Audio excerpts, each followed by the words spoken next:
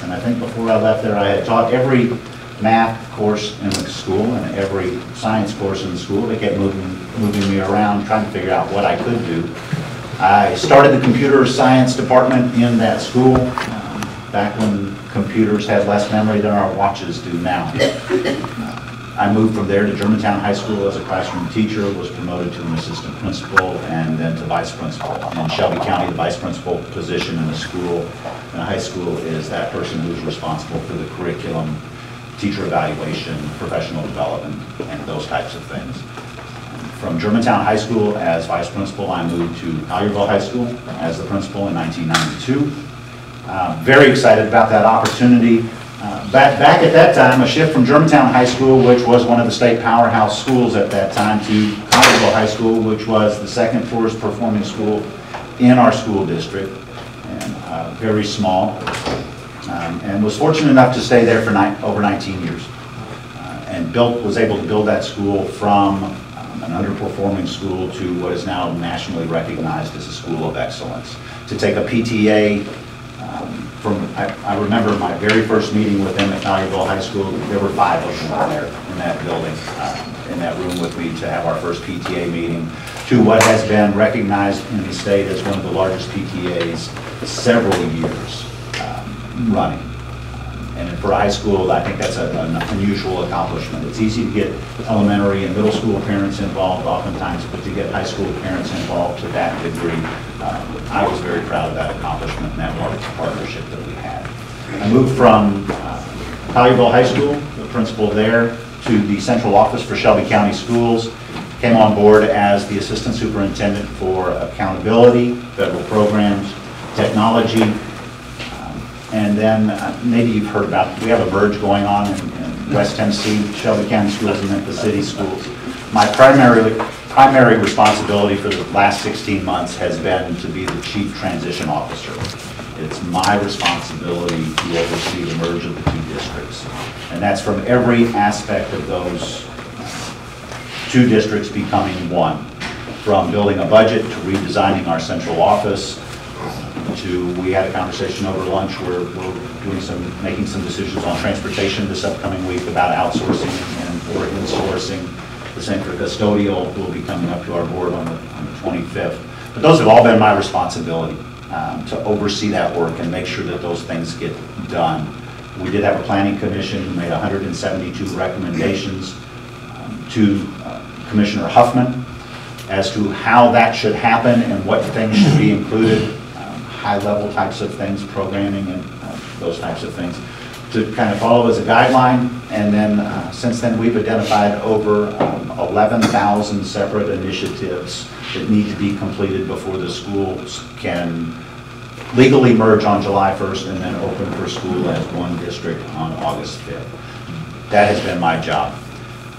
We have worked with a 7-person transition steering committee, 3 from each district, and then the 2 superintendents, Shelby County and Memphis City, appointed me to chair that committee. It's been interesting to say the least. We have a 23-member school board. We have the old Memphis City School Board, the old Shelby County School Board, and then some others sprinkled in for just some good measure. We had for a while 2 sitting superintendents. Then for a very short period of time, we had 1 superintendent, and now we have no superintendent. Both superintendents have taken buyouts and left the district. The board is doing a search right now for a superintendent, and they intend to pick a superintendent sometime between July and October. Some disagreement there about whether this board should pick that superintendent or if the board, who is the official board for the Unified District, which they take their oaths on September 1st, whether they should choose that individual. So interesting times to say the very least, but it's been a heck of a learning experience for me. The thing that I'm most proud of is that I think that I've been able to build a good team with that transition steering committee. I think we have respect from stakeholders on both sides, from both districts and the community, about the work that we've done. We've made every single effort to keep people involved in that process and aware of what's going on. It's not without its challenges. This past week was a tough one for us. Because of budget, we gave principals their staffing allocations. We're cutting 165 teaching positions, but that doesn't sound too bad when you're looking at 15,000 employees district-wide. But because of the different staffing ratios in Shelby County and Memphis City, we are cutting several hundred positions from former Shelby County schools or the legacy Shelby County schools and adding several hundred positions to Memphis City schools. If you have kept up with the news, we also have the municipals who are watching all of this very closely and have desires to become their own school districts because of their distrust of Memphis and those politics involved in that. So when we make a change like that and shift personnel or shift positions from Shelby County to Memphis City, that's not received well in our suburban communities. And having to be able to stand before people and tell them why that's the right thing to do, that every child across the county deserves access to the best resources that we can possibly provide them. So in addition to that, in the past 3 weeks, our the superintendent, John Atkin, who was the superintendent of Shelby County Schools, he was the last surviving superintendent before he left. He and the interim superintendent of Memphis City Schools appointed their permanent cabinet, and I was appointed to that cabinet. So my new job will be, as of July 1, the Chief of Innovation, a newly created department in our district. I will be responsible for special types of initiatives in the district for new programming. But then the most challenging part is to become a partner with the ASD, the Achievement School District, Chris Bardrick's school district that takes over schools that are underperforming, and he has several identified in Memphis and is operating several right now. And then also charter schools, which are very popular in the Memphis community, partnering with them to provide the highest quality services for all of our children and make sure that we do that. The other task that I have, and the one that I'm really excited about, is the opportunity to work with what are called innovation zone schools. And those are the lowest performing schools in our district. They're in the bottom 5%. I'm not proud of the fact that Memphis has 80-something of those schools that are in the bottom 5% of the state, and 40 of those will be in my care to turn around. Looking forward to that challenge. I think at this point in my career that is the real work, and I'm anxious to get closer to the classroom and work with them about that. I'm not sure what the silver bullet is, but I'll figure that out. I've made a commitment within the next 5 years that we'll move those schools from the bottom 5% to the top 25%. Dr. Setterlund, we'll start the interview process as far as the questions are concerned. There are 20 questions, so you'll have about an hour. You'll have to be succinct because the evaluation is based on the question process. I'm guessing none are multiple choice. Not in your multiple choice. And since you don't know what questions are coming, you'll just have to shoot from the hip. Question 1, what do you know about Wilson County, and what are the traits, you've sort of identified some, what are the traits that make you the best candidate for the director of schools in Wilson County?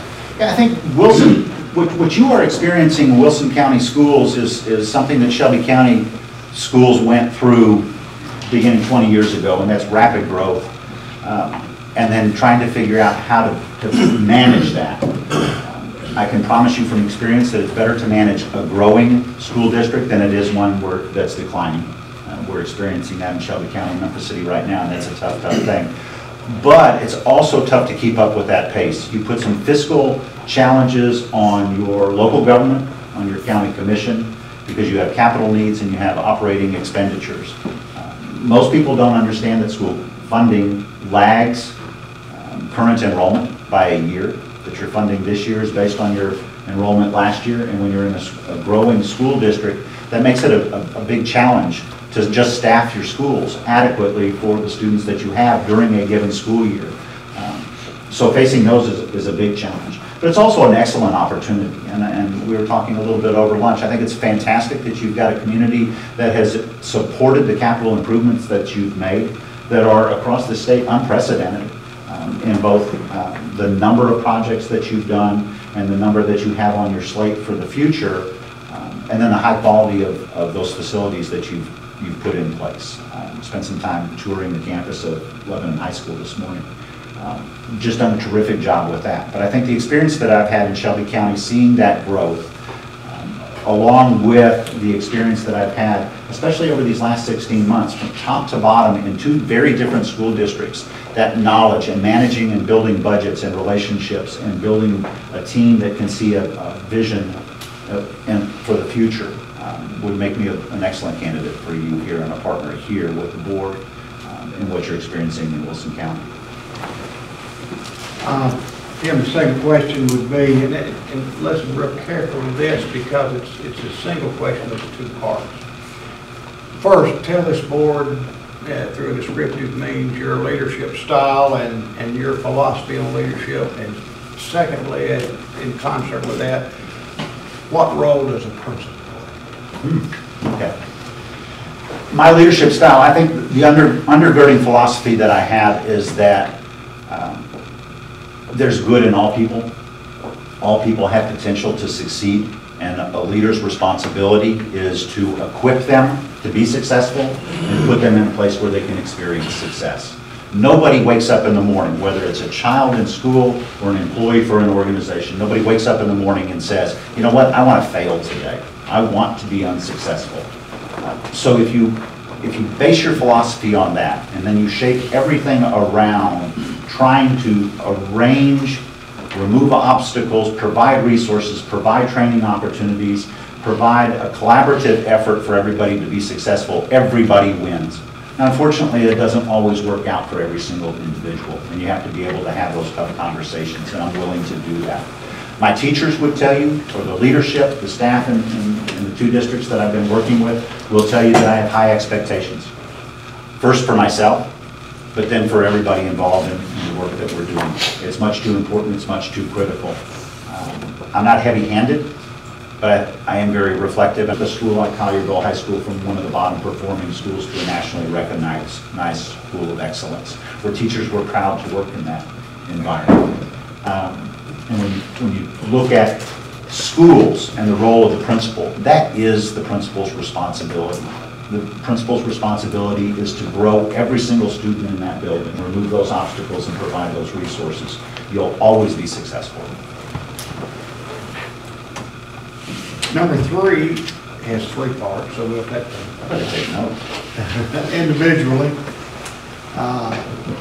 The first part of question 3, how and what ways will you communicate with the various stakeholders to generate support for the school system? And that the stakeholders will be up to you to decide who those stakeholders are, but generally speaking, community, parents, the media. So how and what ways would you communicate to build that support with those? Sure.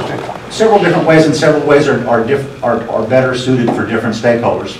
You as board members are stakeholders, so there's got to be communication between a superintendent and the board members. That's something that we would have to work out. What works best for us?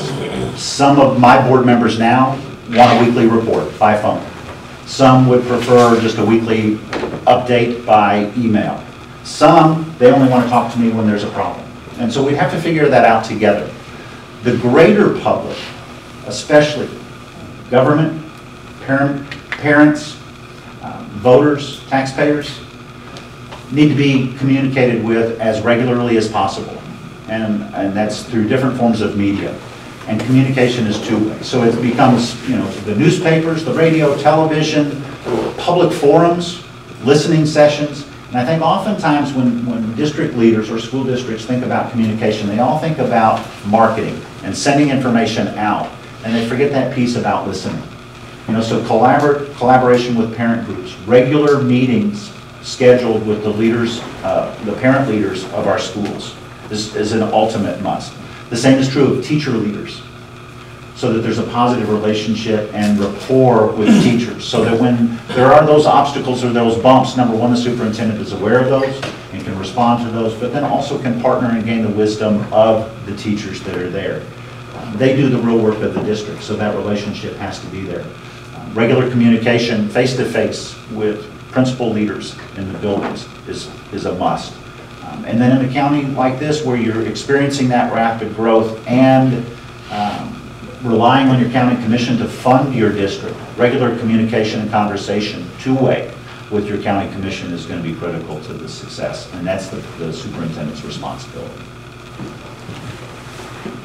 Second part B of question 3 would be, and certainly this is a question that begs because of the times which we live, how may we better ensure students' safety, and what measures do you think need to be used to do so? Yeah, I think the critical part is to have a district and school plan so that you've thought through all of the options and all of the contingencies. We'll never think of everything, but you have to be prepared. You have to train your teachers, you have to train your students, you have to train your parents. They have to know what your plan is to keep their children safe, and then what their role is, so that if there is some type of catastrophe or event at the school, that they know how to respond to that. You know, is there a location where they should go other than the school to get their children? Should they wait? How will you communicate with them? How will you communicate with the greater public, the emergency management people, local law enforcement, board members? All of those things have to be in place. Those plans have to be there, and they have to be part of your training plan for every single employee of the district and then the greater community. So you can't just wing it when those types of things happen. It's much too critical.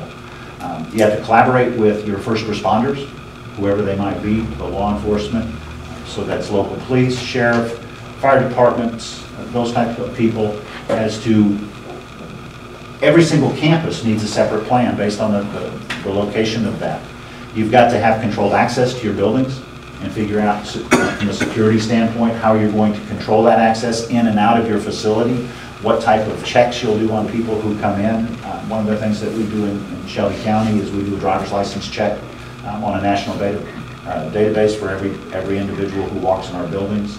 We have controlled access in every single facility where you have to push a button and be screened, and then you're only allowed access into the office. The rest of the building is locked down from access. So those types of safety measures are critical.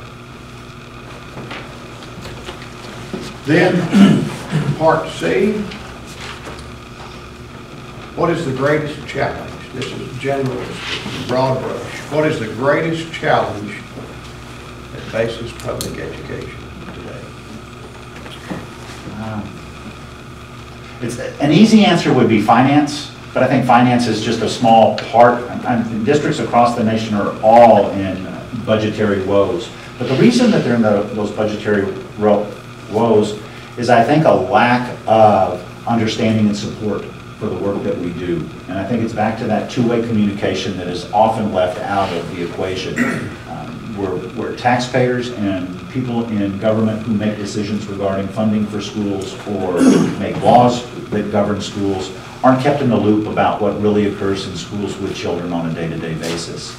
We're all chasing outstanding test scores, but that's not the whole business of education. And I think we've allowed nationally, and then in many cases locally, people to forget that what goes on in schools isn't just about performance on a test. It's important, and I believe in that wholeheartedly, but it's not developing the whole child, that there are other things that we do that are much more important than that, and turning people into good citizens that will be contributors to our society in the future. But we haven't communicated that out enough and in meaningful ways. We want to say, well, it's not our job. We're educators. We teach and we help children. But we've got to, like any other industry, we've got to market what we do and keep people informed. Our next question is question 4, and it has 4 parts, but we'll take each one of the parts separately. And this question involves the director of schools, that position, the experience and knowledge that you bring to the table. So, if you would, first part of that question is describe your experience and your competence in the budget process, and that means a three-part process, from the developing the budget, the implementation of the budget, and the management of the budget. Yeah, we're in a unique situation right now in my current job. We're anticipating a budget of about $1.3 billion. And as we again talked a little bit about at lunch, we started this process with a $157 million deficit budget. We've whittled that down to a mere $65 million. The county commission has told us that we'll get about $5 million. So I am familiar with that process in developing that. And doing that this year with a unified district has been uniquely challenging because the process is different than either district has done before. So getting and prioritizing spending needs that need to be built into the budget. Of course, the largest part is staff. 5% of the budget of most districts is people, the most important asset that we have. But really truly looking at how are we allocating people and how are we getting the most for those dollars? And then talking to the different stakeholders involved, talking to principals in their buildings about the needs that they have to support their academic programs, talking to your leadership in your central office about what are the needs that you need in your department to be able to do your job, what resources do you need, what technology do you need to be able to do that. And then at the same time managing a capital improvement plan that's in place and making sure that your buildings are, number one, taken care of in a responsible way to keep them safe and well maintained, but then also looking to your future needs as far as expanding, building new facilities, those types of things. To get all of those together and then start to make some trade-offs, because generally that process brings those together and you far outseed what you think your revenue opportunities will be. So then to prioritize those, keeping at the forefront of that delivery of services to children and maintaining a strong educational program in every single school. So doing that. And then the next part is some more teaching board members about that budget so that they understand it, they've had input, they've been able to question, argue, discuss, help prioritize, so that ultimately that board can then approve that, to take that to your funding authority of the county commission to fund that, and then have the same conversation and educational experience with them. And then probably the toughest part then is to implement that budget. It's real easy to set a budget, but as things arise throughout the year, it's easy sometimes, I think, to waive your budget or try to waive your budget and get away from that spending. If your budget is built on the priorities of your district, implementing or enforcing that budget throughout the year should help you also drive your strategic plan. Making sure that the safeguards are in place at all levels for people who spend and handle the dollars and resources of the district to ensure that those are protected in a fiscally responsible way is critical. Second part of that question you sort of touched on, but it's also in the budgeting area. But tell the board your experience and confidence in building support for the budget with the county commission, including capital building. Yeah. I wish I could tell you that the relationship in my experience has been a positive one, but the relationship with our school board and Shelby, let me back up, I'm not talking about my personal relationship, but the relationship between our boards of education and our county commission in both Shelby and Memphis City has been strained over the past 7 years. There have been some politics that have less to do with children learning and support for education and much more to do with politics and power and authority, and that struggle that eventually caused the merge of the two districts in Memphis City to give up their charter. So we've spent a tremendous amount of time this year engaged in some bridge building, doing retreats and individual meetings with county commissioners to help them understand at a detailed level that they've never seen before what our needs are in the district, what our proposals for expenditures are and why they're critical, and then where, if we've got to make cuts, we would prioritize those. So that when we talk about $157 million gap in revenue and expenditure, and we tell them where we've prioritized those cuts to get down to 65, and then from 65 where we would go, to make sure that they understand what that means to children in classrooms. And then to make sure, the other part of that is to make sure that when we go have that conversation with them, that we really have been honest and sincere, and that there isn't fluff in the budget. And we found a lot. It's pretty much how we got from 157 to the learning process, and a lot of one-on-one conversation. The part C, and indeed we're going to shift gears. We're going to go from the budgeting process to more specific focus on personnel. Part C, listen carefully. What would be the most important criteria you use to evaluate current personnel in administrative and executive leadership roles. Read it to you one more time. What would be the most important criteria you use to evaluate current personnel in administrative and executive leadership roles? The success of the people who work for them. That's critical to it. If you'll remember what I said is the undergirding philosophy of who Tim is and how Tim leads, it's that belief that there is something good in everybody and our job is to find it. And then if we can't, then to separate company from those people. But that is my job as a leader. That is my job as a supervisor, is to build a winning team from the people that I've selected to work with me.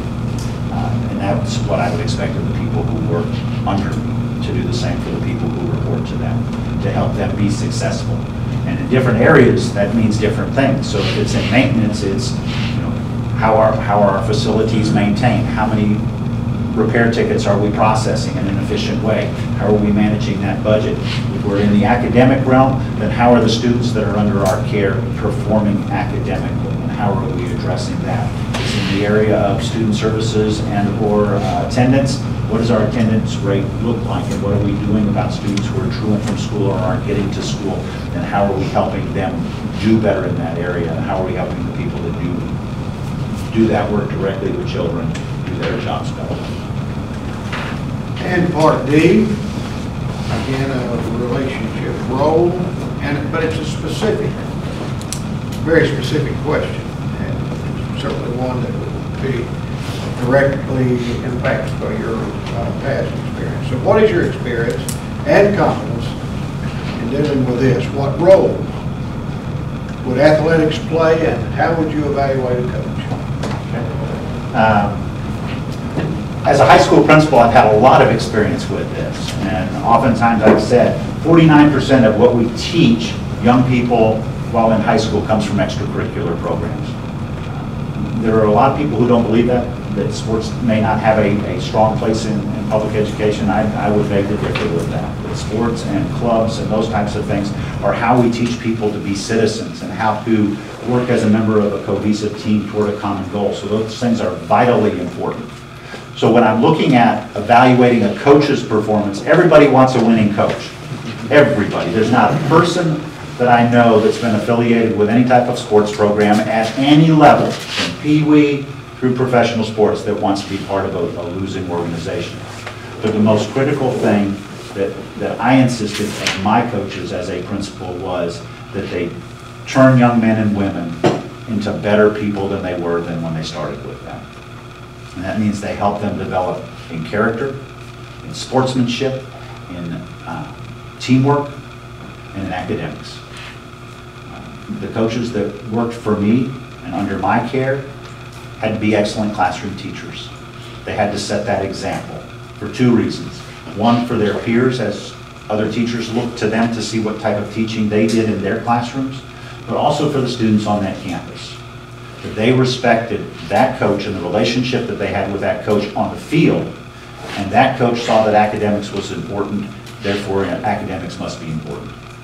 And those students would then follow that example and be better students and higher performers.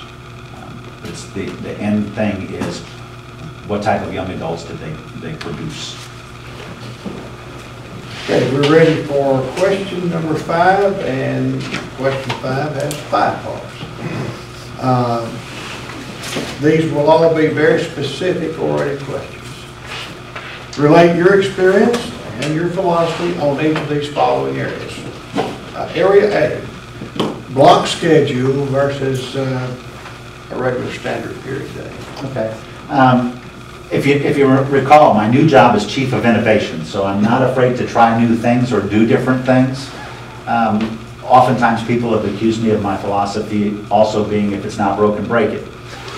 Because we did a lot of new and different things at Gladeville High School while I was the principal there. We were the pilot for many, many different things. Block schedule is one of those things that we did look at. It has some staffing problems with it that are associated with it. If you implement a standard block schedule, it requires about a 15 to 20% additional commitment in staff to do it and do it right. You have to weigh that against what your financial resources are, and so a lot of districts haven't been able to do that. It also requires a tremendous amount of training in teachers to move from a 45 to 55-minute class period to a 90-minute class period, and how to utilize that time and use it wisely and not have a lot of downtime there. Because the total amount of time that you spend with children for the course of a year doesn't change. So you got to make sure that you're still using every moment that you have. There are an awful lot of pluses involved in it. You can do better project type work, you can do better lab type work in science classes, and you can do, you lose less time to transitions. You know, that time between classes or setting up or getting ready to go to class, or just class changes moving from one part of the building to another. So there are some big pluses there. What we ended up implementing at Collierville High School, and strongly endorsed by the teachers, was a hybrid block schedule, where we had some classes that met every single day for 47 minutes, and we had other classes that met every other day for, I think we worked it out to be about 94 minutes. And it was based on the type of course and the curriculum that we chose, which they fit, and the teachers helped make that decision. And it worked very, very well. Part B, moving along that same scale, school calendar, straight versus the modified. I think there's a lot of merit, and I'm going to take it from a purely academic point of view, for a non-traditional year-round type calendar. And that is, if you're on for 9 weeks and then you have this break, 3 weeks or more break before you start the next quarter, and if that's the model that you moved toward, you can remediate students who are underperforming every 9 weeks rather than once a year in summer school, as most places do that. And I see that as a tremendous benefit there. The research still doesn't indicate whether attrition over 10 weeks in the summer, that students lose a lot of information, and when they come back you have to start over again essentially, or do a lot of repeat work during that first part of the school year to catch them back up. The jury's still out on that. So I think it's something that has value to look at. Districts across the nation that have tried to do this, especially that have tried to do it across all grade levels, have had some tremendous pushback from parents. Knox County had this attempt several years ago. So I think you have to balance what your community's desires are against some potential benefits. It does create some scheduling problems, especially when you look at athletics. To have some of your students out every 9 weeks creates some challenges there. Not that they're insurmountable, but I think the model has merit in value to look at and examine. I failed to tell you, Dr. Setterlund, that question represented one question past the halfway point, and you're right on time halfway. Well, so that's good. That's where you are. All right. All right. Part C, again, relating your experience and your thoughts on vocational education, CTE in Tennessee, and the vision for the future, as you said. Mm-hmm. I think there's an awful lot of push on academics and traditional academics, and that every child should be going straight from high school to college, and that just isn't the fit for everybody. So career technical education has a valuable place in what we do, even for students who decide that they do want to go to college. There's value in those types of courses and what we can prepare students to do to be even better in college and then ultimately in a career. Our goal should be, and I think this is where we have maybe missed the target, and not just Tennessee, nationally, that we haven't applied the resources to career and technical education. Our goal should be that when a student leaves a high school career and technical education program as what we call a completer, that they should be able to go and begin a career in that field. And that doesn't mean taking on a minimum wage job in that type of career, whether it's in agriculture or whether it's in mechanics. They should be on a clear path to be able to begin a career and support a family. And that should be our goal. It's been frustrating for me over the years to not be able to better partner with some of the trade unions, especially in a large area like Memphis, where the unions are very strong, to have our high school graduates enter as apprentices in those programs, heating and air conditioning, and construction and those types of things. And I think we have to continue to push for that. I'm proud to say that one of my students was the youngest certified plumber and licensed plumber, and went straight from high school into the business, and now makes more than I do, certainly. He's been very successful. But it's great to pick up the phone and call him and say, hey, Matt, I got a problem. But if it's truly career and technical education, we ought to put them on real, true career pathways. Doesn't mean that they don't have to go for extra training after high school. You know, they could enter an additional career and technical training program after that to be even better suited for that, but that should be our end goal. Okay, part D for this question again is just relating your experience and your thoughts on something that's been in the news in the last 24 hours, particularly in Tennessee, and that is the Common Core standards. Yeah, I want to talk about the Common Core And standards. it's certainly within the last 24 hours. Yeah. It's because of a push from the State Chamber of Commerce, elected to join the other partner states across the country to establish Common Core standards. And I think that if we go back and we look at No Child Left Behind, way back then, and we say, you know, whether we agree with the premise of No Child Left Behind or not, where did they miss the boat? And where they missed the boat was agreed upon national standards. And so what Common Core does is attempts to do that, to set a level playing field nationally for what is it that we truly want students to learn, and to give some thoughtful input from experts across the nation about what that ought to be.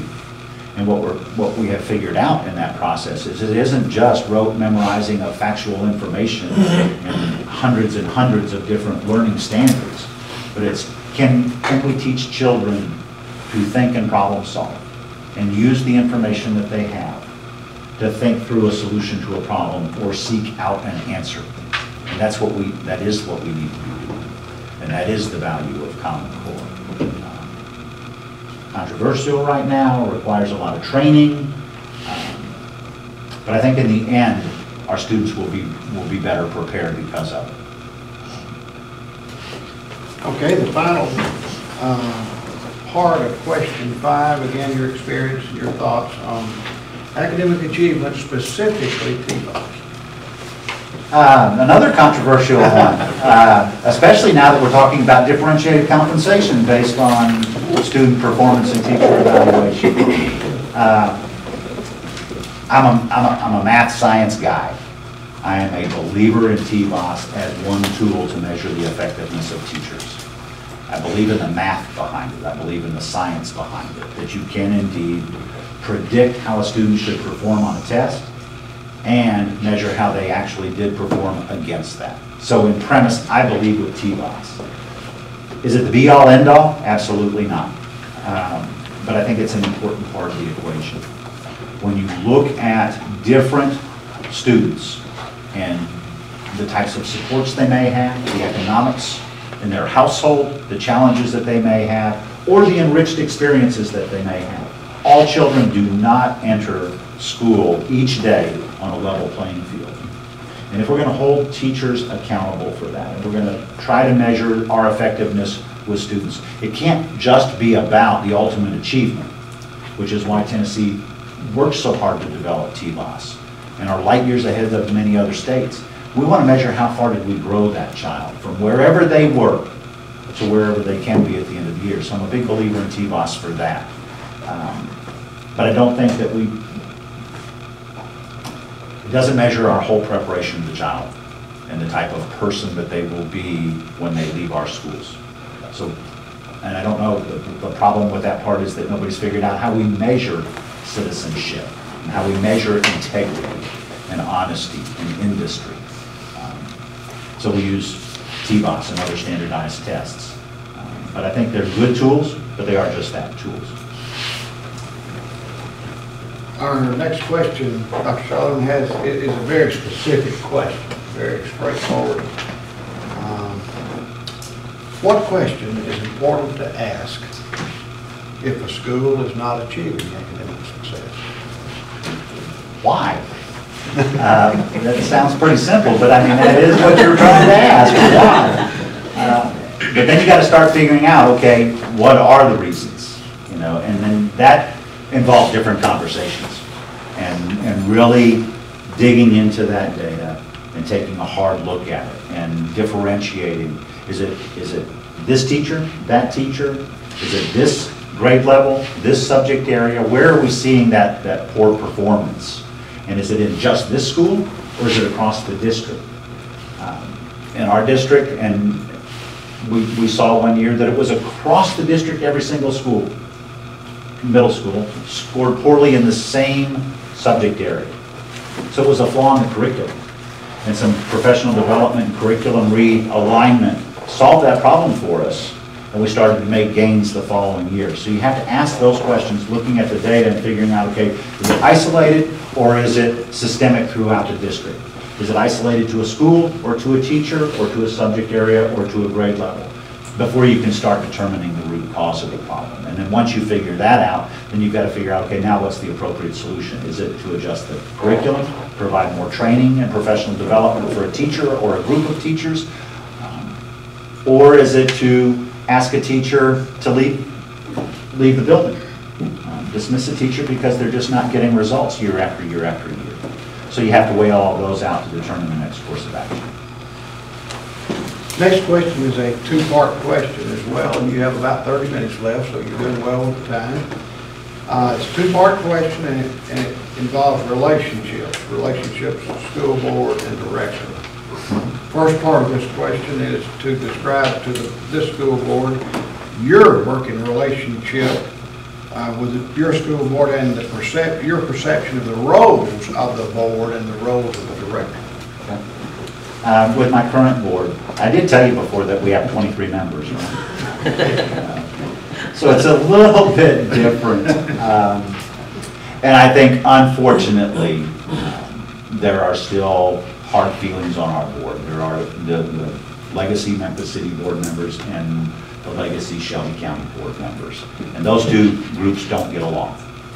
And then you've got appointed members who were... Excuse me, Dr. Setterlund, I don't mean to interrupt. I don't normally do this, but you might identify legacy so that everybody understands what you're talking about. Oh, okay. When I say legacy, we've got Shelby County schools, and then we've got Memphis City schools. Memphis City schools voted to give up their charter and go out of business. So you have the board members that sat on that board then, and then you've got Shelby County schools, and what we often refer to that as legacy Shelby County, what we know legally today to be Shelby County schools versus what will be Shelby County schools come July 1, where we are one larger school district with 150,000 students.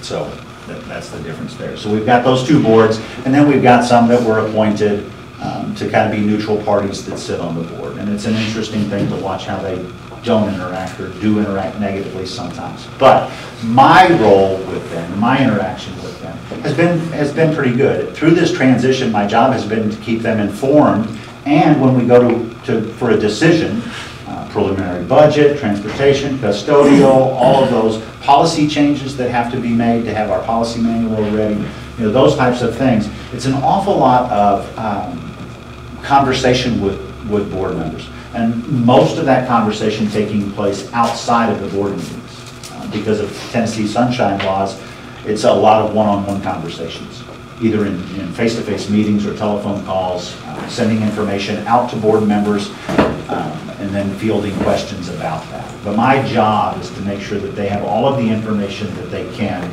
to make the decisions that they have to make to govern the district. And that is the role of the board, is to govern, approve a budget, hire a superintendent, and set policy. And the superintendent's legal responsibility is to implement that policy. Now, we all know in reality it's not quite that neat, and that line isn't right there.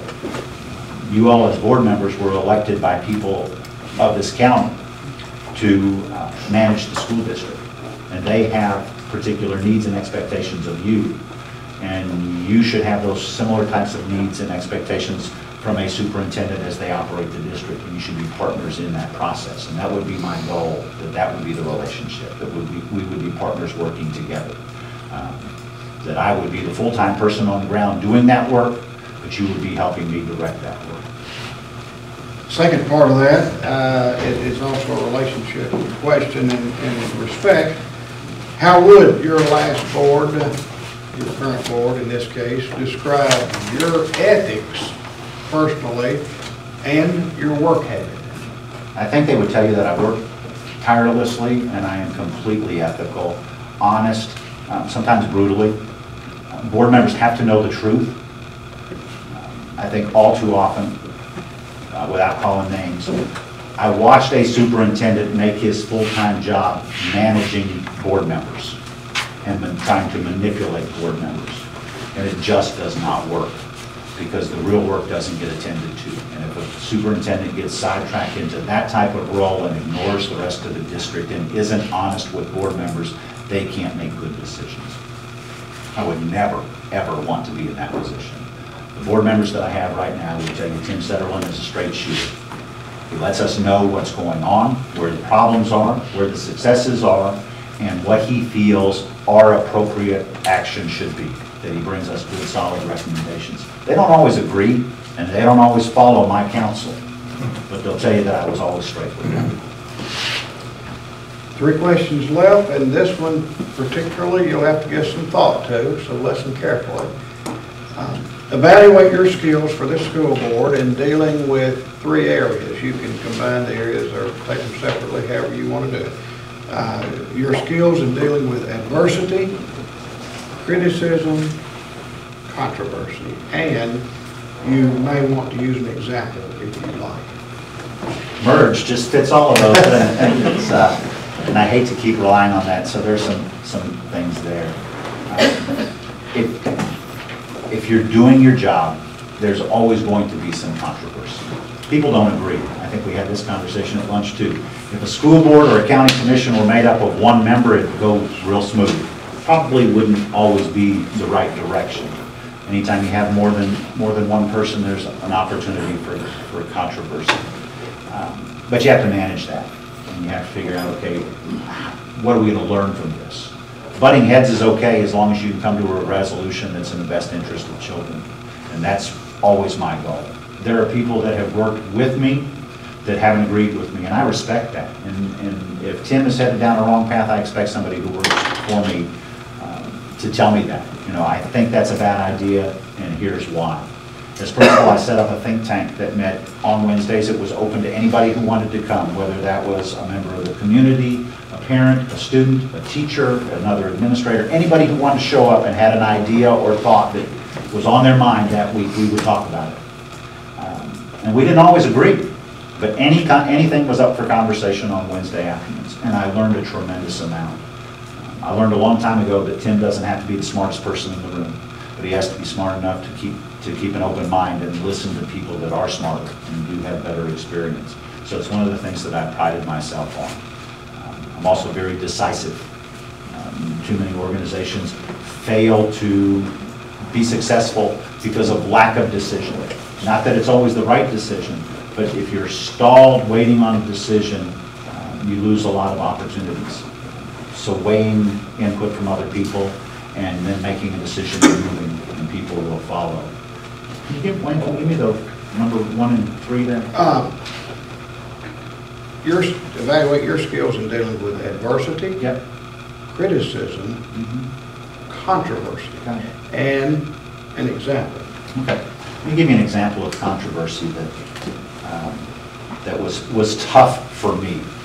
I had a coach, and maybe you watched it on YouTube or caught it a while back, but I had a head coach who I thought the world of. Had recently been promoted in that position following somebody who had been a head coach for over 30 years. Great guy, excellent classroom teacher, highest integrity, and a very close personal friend of mine who went on a rampage in the locker room, and that rampage was recorded by one of his players and then posted on YouTube. Very embarrassing to him, very embarrassing to us as a school and to our district. He could no longer coach, and had to have that conversation with him. And I also had to manage that as it went out on YouTube as a controversial type of topic. and do that without totally discrediting him, because he was a fine teacher and a fine man. He made an error in judgment that wasn't acceptable. He and I agreed that he did not need to remain as the head coach. I didn't have to run him out, and to this day we're still very, very close friends. But I'm willing to have those conversations, and I'm willing to face those things head on. And I'm willing to be open and honest with the public when those things happen, or with my board members, or at that time with my superintendent, about here's what truly happened, and then here's what we're doing about it, and here's why we're doing this. That decision was very, very tough for me to make personally, because I love this man. That decision was very tough for me to make professionally and popularly, because there was widespread input on the internet, by phone, and in the media over what was the right thing to do. There was a strong support to keep that man as coach, that that's just how coaches act, and that's the way they should be able to act, and shame on that player for recording that. And while I believed a lot of that to be true also, there's also a professional standard of conduct, adults and children, in our profession that has to be maintained. And to be able to face that and come up with a solution is one that I wish had never happened, but I think we all got through it okay. Okay, question number 9, next to the last. What are the 3 greatest obstacles/challenges which inhibit the learning process in public schools? I'll read it one more time.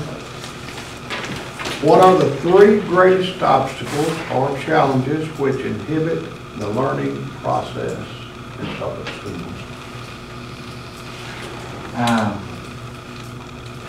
And you'll have to remember what my point of reference is with Memphis and Shelby County. Poverty and children who come from a culture of poverty and hopelessness, where there is no strong parental support or expectation at home for learning to occur. Those children come to school in a uniquely poor situation, where they don't have a parent at home who understands the importance of education or believes in the importance of education. So they themselves don't, and it's been generations of that hopelessness. Makes it very, very difficult to connect and help those students learn. The other is teachers who, again, Tim believes that everybody wants to do their very best, but teachers who just don't quite understand the art of good teaching and work very, very hard oftentimes doing the wrong things. And our teacher evaluation in the state of Tennessee allows us to work with those teachers to hone that skill and become better at the art of teaching and what they can do. And then the third is resources. Resources for education, and our number one resource being people, teachers, and having adequate teachers who are recruited to a district to work for that district and serve the children of that district. And that means you've got to have a financial compensation plan in place. You've got to have the most critical piece, and research bears it out, that teachers will work for less money in a challenging school if they have great leadership in that building. The principal has to be excellent and has to be a good leader, and then the teachers will stay with that principal, even if the money isn't quite right. But when you're looking at a district like this that's growing, and your demand for teachers is going to continue to increase, you want to make sure that you get the very best teachers that you can and the very best principals that you can. And that's going to mean attracting them away from probably your largest competitor, Metro Nashville and Jesse Register down the street, and then the local city schools, and being able to compete with them salary-wise, benefit-wise, and then professional experience-wise, to get the right teacher in the classroom. Okay, your last question, Dr. Setterlund, would be sort of a two-part, but it all kind of weaves itself together. Give the board your plan for, in a brief way, for taking Wilson County schools forward, and what would be your vision for the first 100 days? First 100 days would primarily be learning. It would be all about Tim learning. learning what's great about the district, learning what the challenges in the district are. Like most districts across the state, there's some opportunities and test scores that need some addressing. There's some funding challenges facing Wilson County. While there's been a huge support in capital improvements and facility expansion and building, Wilson County has one of the lower per pupil expenditures for students in your operating budget across the state of Tennessee. That's got to create some unique challenges for this district, and to learn how those have been handled in the past and how we can handle those going forward would be one of the areas that I would want to address. But I'd also want to know about every school, every principal, how they're doing, what I could do to support them. Then I also think that it'd be very, very important for me to have a personal conversation with every single board member about your personal goals, not just your collective goals for Wilson County, and how I could serve to move those goals forward in the future. And then the greater community. They should be involved in this process. So I would want to, as quickly as possible, set up some public forums, meet the superintendent, not for Tim to talk about Tim, but for Tim to listen to community members and stakeholders, whether it's local ministers, parents, business leaders, government officials, and do those groups separately and then together. What are your goals for Wilson County schools? What do you see as the strengths of Wilson County schools? What do you see as the challenges for Wilson County schools? And how can you support Wilson County schools in moving forward? And what do you see as the responsibility of the superintendent and the Board of Education and the district in moving the district forward? And having those types of conversations throughout the district and learning as much as I possibly can. My goal would be that by September 1st, I had a report on those conversations for you as board members to share. Here's what I've learned over the past 2 months. And here's what I have laid out with staff as a plan to work forward on those critical areas that we've identified as those that need to be addressed right away. And then longer term, here's our plan for things that aren't quite as critical, maybe need further analysis, further understanding, and then move those forward. But I think as a board, you should know that. I can't just say that I'm going to spend 100 days learning and then at the end of it there isn't any output from the superintendent. I think you ought to know before that 100 days is up. Okay, what have we've given you some time, now what have you learned, and now what are you going to do about it? And then what's your expectation of the board to partner on that? And how can I help get your goals done? Dr. Setterlund, that completes the question. Mr. Laster has that question, and then we'll complete the process and let you have your closing comment. Okay. Great. Thank you for coming, you and your wife. Glad to have y'all here. The questions I've asked to the other two candidates this morning, I'm real big on school safety and have been since day one that I've been on the board. And my question is, occasionally we will have students who misbehave, obviously, and they get kicked out of school, whether it be zero tolerance or they get put on school probation, and then gets beyond that, they get sent to alternative school. My question actually, how do you deal with parents that request an appeal to you as the director of school? If their kid gets sent, let's just say the alternative school, I'll throw a number out, 120 days or no, and they think that's way too much. Principal's like, no, that's what he deserves it, that's what he gets. And we've had occasions where the director has said, okay, we'll put him back to school in 15 days, 30 days. And to me, as I've said all morning, that's a slap in the face to the administration of that school, the teachers that have to deal with these students. And it doesn't really send too good of a message to the students in the building. How you mess up, they're not going to do a whole lot to you. How do you handle those situations? Let me tell you, I agree wholeheartedly as a 19-and-a-half-year high school principal. I never, ever would have been happy about an overturned suspension. I think I had one the entire time that I was there, but absolutely not. But I think as the director of schools, it's my responsibility that I have close communication with my principals in advance, and then with board members as we recommend policy to you regarding discipline, that we are all on the same page. That we understand what our discipline policy is, why it is what it is, and we can all agree on those parameters. I always thought it strange as a principal that parents would come to me. I was in a large high school, over 2,000 students, and I had 5 assistant principals who assisted me in that work. So oftentimes, I didn't deal with most of the discipline. My assistants did. They each had a grade level, and then we had one who had some specialty things. But when one of my assistant principals suspended a student, whether it was for 3 days or 180 days, I always thought it a little strange that parents thought that they would come to me as the next step in the appeal, and then I would just say, you know, that assistant principal was nuts, and they didn't know what they were doing. That we hadn't talked.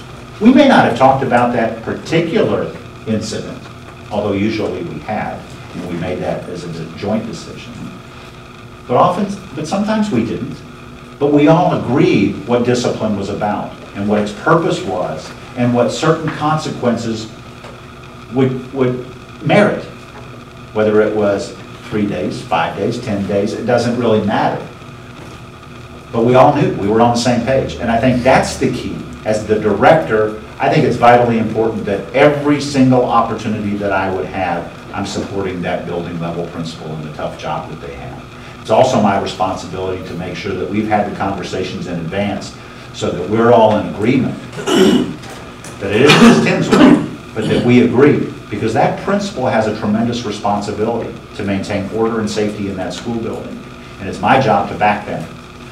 So we've got to get on the same page so that when they suspend a student or when they have to expel a student for a zero tolerance, and a parent comes to me and wants to appeal that, unless there's new information that's come about, I don't even have to look. I know what that principal did because we agreed on those parameters on the front end. Again, involving student discipline, I don't believe that there's a child alive who wakes up in the morning and says, I want to go to school and do bad. I want to go to school and fail. It's my job as superintendent, it's my job as principal, it's my job as teacher, it's my job as adult to try to set them up to be successful. But kids make mistakes. And I have a special place in my heart for them because I was one of those in school. I think my whole high school career was vocational training. I spent more time in the principal's office than in the classroom. So I have an affinity for those children. But they've got to learn from that. And part of that learning is that there are consequences.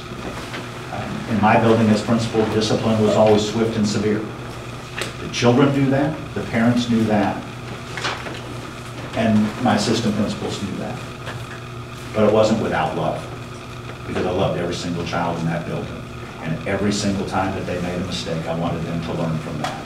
And if putting them out of school for 45 days helped them learn that, then I was about that. If 45 days was too long, then I was about that too.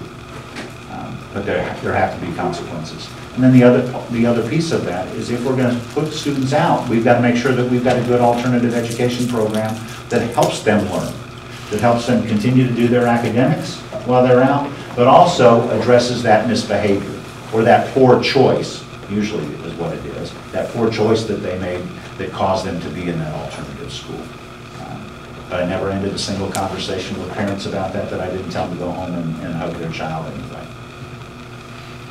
That's probably more than you wanted to hear. It's one of those things I think is very important. Dr. Setterlund, you're right on time. You have at least 5 minutes to complete your closing statement. Thanks for the opportunity. It's been a great chance for us to come, and I wish this had been more conversation and for me to learn a little bit more about you and about your district and your goals for your district. And I look forward to the opportunity to do that in the near future. But thanks for listening to me and allowing me to share through Wayne's questions some of the things that you have said that you think are important, and that as you wrestle with the choice of the director of schools. It's a tough decision. I respect you for giving up your entire day today to give candidates ample time to talk to you, and I know that you'll spend a lot of time deliberating and thinking about this very difficult choice. I just want to, I guess, say one thing before I finish is, I know that when you look at candidates for superintendencies, oftentimes it's easy to look and say, well, this person has been a superintendent and this person has not been a superintendent, therefore this person must know more. I would say to you, there's something that's a little bit unique about my preparation for a superintendency, not being a sitting superintendent. And that has to do with the merge work and the depth at which I've learned about two districts, the operations of those two districts, trying to build a cohesive team out of two groups of personnel that are very, very different in a central office that's supposed to be providing leadership in this process, where we know that we're working day to day with people who aren't going to be there at the end of this merge, because we're going to cut 25% of our central office staff. Trying to maintain a positive attitude and keep that directed on children and on learning. I think that I have probably led, experienced, promoted, pushed for, championed for, argued for more change that will benefit children in the last 16 months than most superintendents would see in their entire career. And I'm proud to tell you today that it hasn't all been terrible. It's been some long days. I'm glad my wife came with me today. We got to spend some time together. Usually I roll in about 10 o'clock at night and I set the alarm for 3 so I can get up and do emails and get on back to work real early in the morning. But the children of Shelby County deserve that from Tim. And if you selected Tim for this role, I would be every bit as dedicated to them, because they are the customers. They are what's important, and I would give you that type of service. Thanks for your consideration. Thank you very much. Thank you.